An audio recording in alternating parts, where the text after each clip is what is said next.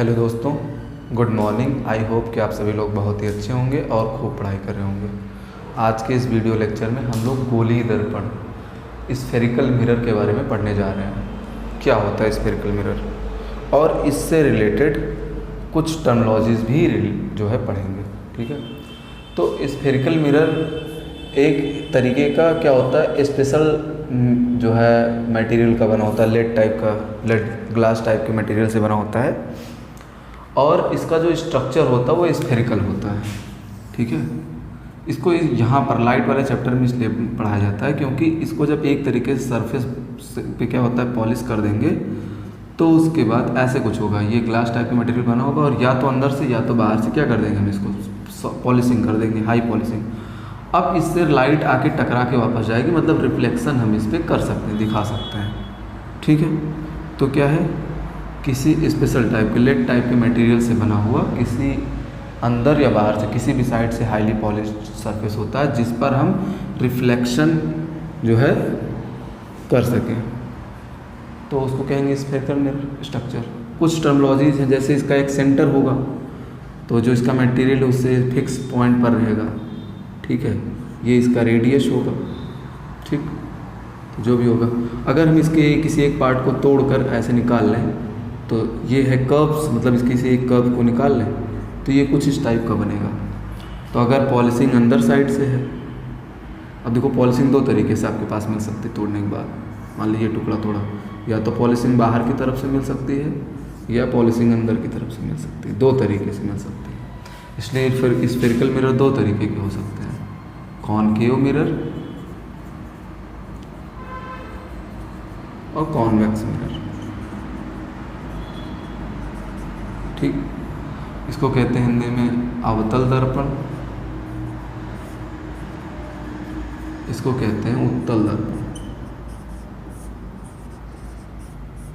ठीक है, तो जिस तरफ से पॉलिशिंग, अगर पॉलिशिंग बाहर से है, आउटसाइड से पॉलिशिंग है, तो उसको कहेंगे अवतल दर्पण। मतलब when polishing is done from outside।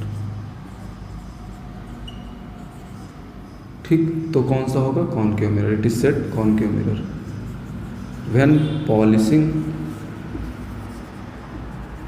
जैसे ये इधर से इनसाइड से, इज डन फ्रॉम इनसाइड, तो क्या होगा, कॉन्वेक्स मिरर। ये वाला मिरर, मतलब अगर पॉलिश बाहर, हिंदी में कहेंगे अगर पॉलिश जो है बाहर की तरफ से हो तो अवतल दर्पण, अगर पॉलिश अंदर की तरफ से तो उत्तल दर्पण। एक तरीके से और भी इसकी परिभाषा लिख सकते हैं, अगर प्रकाश, देखो अब पॉलिशिंग इधर से है तो प्रकाश या लाइट इधर से आके इंसिडेंट्स होगी, इधर पॉलिशिंग इधर से है तो जो है लाइट इधर से आके टक्कर करेगी, कोलाइड करेगी, इंसिडेंट करेगी। तो हम कह सकते हैं कि जब प्रकाश अंदर की तरफ, अंदर की सतह पर, झुके हुई सतह की तरफ जो है आके टकराए या कोलाइड करे तो उसको कहा कि तो उस टाइप के मिरर को कॉनकेव कहेंगे। और अगर लाइट इंसिडेंट करे उभरे हुए साइड से, ठीक है, तो लाइट कौन सी कही जाएगी, कौन सा मिरर होगा, वो कॉन्वेक्स मिरर होगा। ठीक है, इससे रिलेटेड अब कॉनकेव, कॉन्वेक्स, ये मिरर से रिलेटेड कुछ टर्मिनोलॉजीज हैं, इसको ज़रा नोट कर लीजिए आप लोग।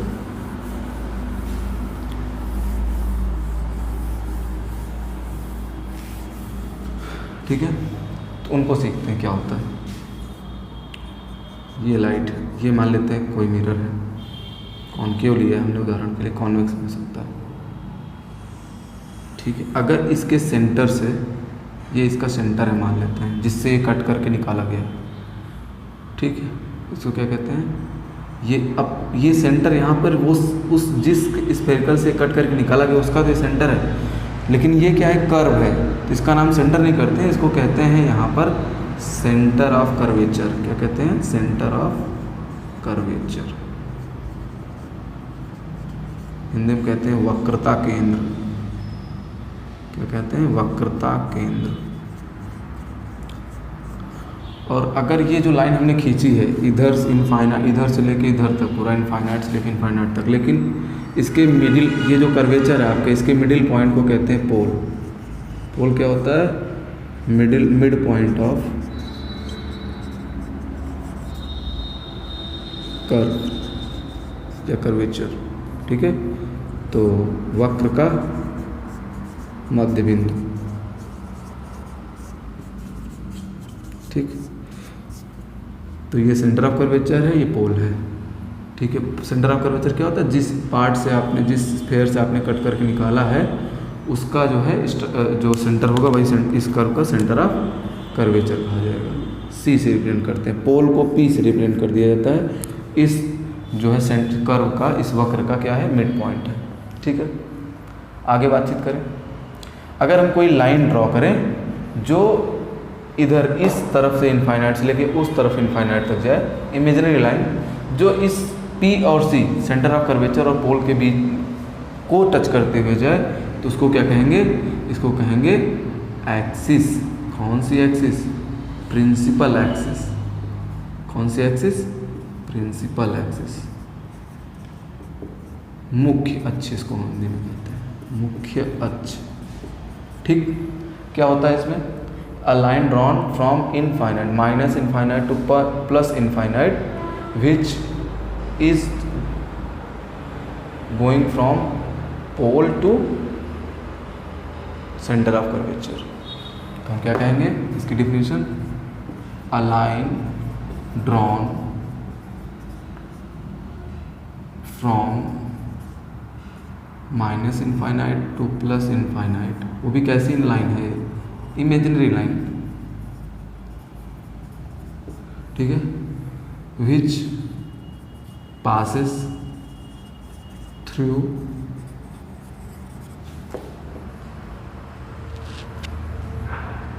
C and centre of curvature and pole, इन दोनों से होकर जाए इनफाइनाइट से प्लस इनफाइनाइट, तो इसको क्या कहेंगे? It is known as principal axis. एक ऐसी जो है अवास्तविक रेखा, काल्पनिक रेखा जो अनंत, ऋण अनंत से धन अनंत से होकर तक जाए, और कहाँ, किन दो बिंदुओं से होकर जाए?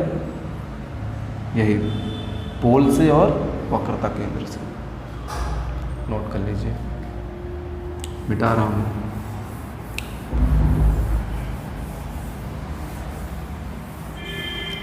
ये कुछ टर्मिनोलॉजीज हैं, आपको जानना चाहिए। कुछ और टर्मिनोलॉजीज हैं, जैसे हमने 3 चीज़ें सीख ली हैं, वक्रता केंद्र है, पोल है, और इसको क्या कहेंगे? प्रिंसिपल एक्सिस, मुख्य अक्ष कहेंगे।